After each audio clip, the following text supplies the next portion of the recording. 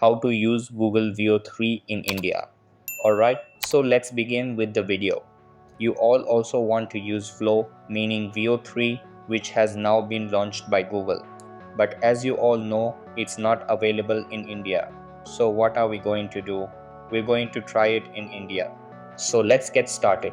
First, if you are in India and when I search for Flow, I'm taken to the page. You can see that we've reached the VEO 3 page. When we click on Try Flow, it will say Flow is not available in your country. Something like this. Now, to solve this, you just need to connect a VPN on your PC. I'm telling you upfront, it won't work on mobile. I've tried connecting the VPN on mobile. It doesn't work. It's only available for PC, not for mobiles. So what you need to do is go to your PC, search for VPN gate, and choose the first result you see. Then just set it up on your PC. Once you click, you'll see a list of various VPNs.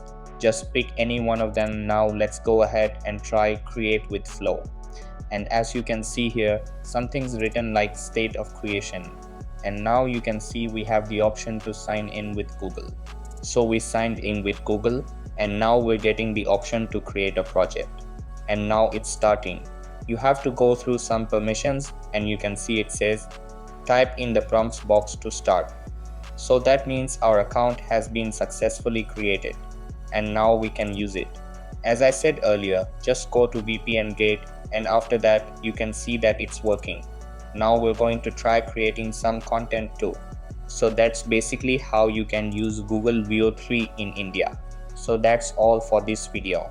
Consider subscribing if you find it helpful, and I'll catch you in the next one. Thanks.